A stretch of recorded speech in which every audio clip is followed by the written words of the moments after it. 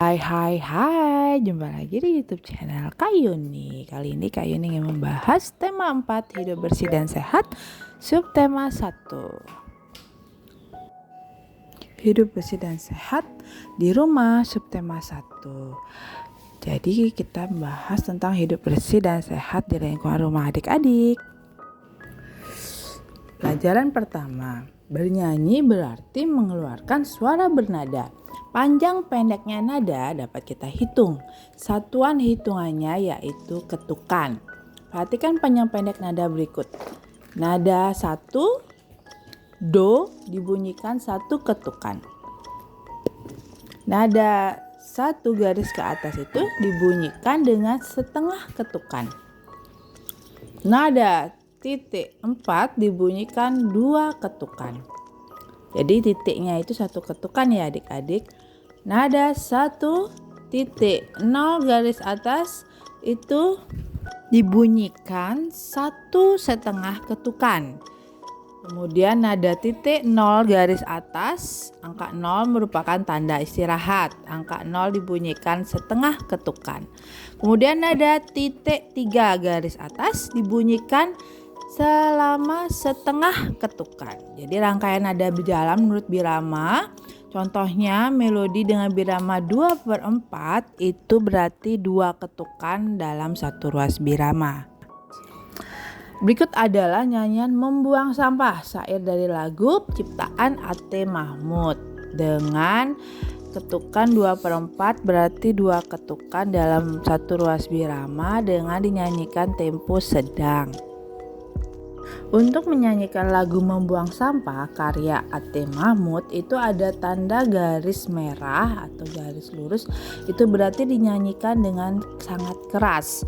Kemudian tanda garis bergelombang dinyanyikan dengan sangat lembut. Kemudian yang tanpa garis itu dinyanyikan dengan biasa. Jadi keras lembutnya nada itu disebut dengan dinamika. Halaman rumah merupakan tempat yang penuh kesan bagiku. Di sana keluargaku sering kerja bakti bersama. Di sana tempat berkumpul, saling bercerita. Di sana juga tempat berolahraga di pagi hari. Hidup dengan kebersamaan itu menyenangkan. Kebersamaan merupakan perwujudan dari sikap persatuan, yaitu sila ketiga. Halaman rumah bisa dijadikan tempat berolahraga dong adik-adik.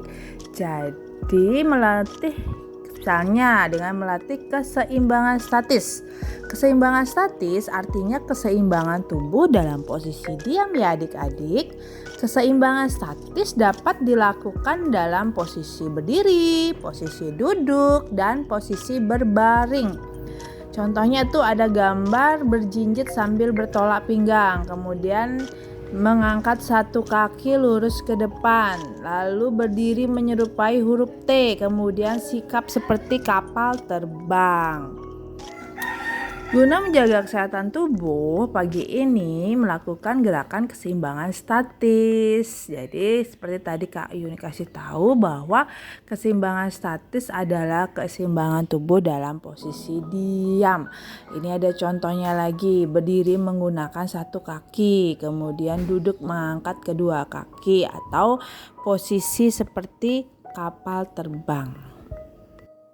Nah, berikut adalah bentuk jajaran genjang atau jajar genjang. Banyaknya sisi ada berapa? Banyaknya sisi jajar genjang ada 4. Banyaknya sudut ada 4.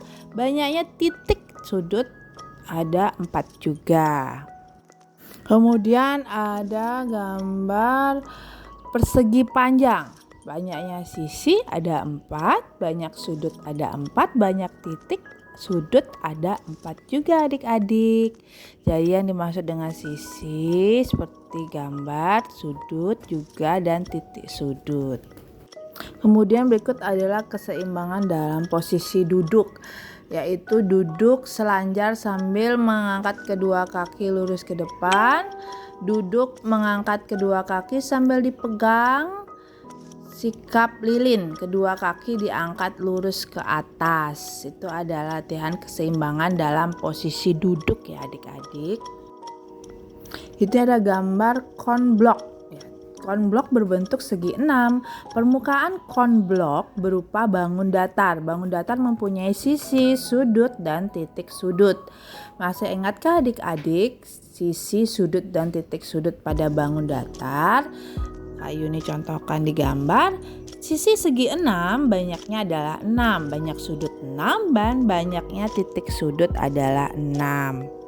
Berikut adalah gambar jenis-jenis gambar bangun datar. Ada persegi panjang, ada persegi, ada lingkaran, ada segitiga, ada trapesium, ada jajar genjang, ada belah ketupat, dan layang-layang ya adik-adik. Jadi adik-adik ini hafalkan gambar bangun datar. Membersihkan halaman rumah agar terbebas dari sampah yang berserakan dan kotoran. Jadi membersihkan, menyapu, memasukkan ke dalam keranjang sampah.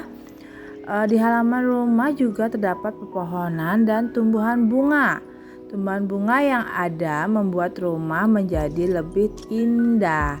Pepohonan dan tumbuhan dapat menghasilkan oksigen ya adik-adik. Jadi oksigen sangat diperlukan oleh tubuh dan makhluk hidup. Oksigen juga baik bagi kesehatan manusia. Tanaman yang ditanam selalu disiram supaya tidak mati adik-adik. Sampah-sampah juga harus disapu. Jadi sampah-sampah yang ada di selokan di depan rumah harus selalu dibersihkan agar air jika hujan dapat mengalir dengan lancar dan tidak banjir adik-adik. Apalagi sekarang musim hujan loh. Oke, sekian pembelajaran rangkuman tema 4 subtema 1 dari Kak Yuni. Untuk adik-adik yang belum subscribe, please subscribe, like, and share buat ke teman-temannya ya untuk belajar bareng-bareng Kak Yuni. Thanks for watching. Sampai jumpa di episode berikutnya. Bye-bye.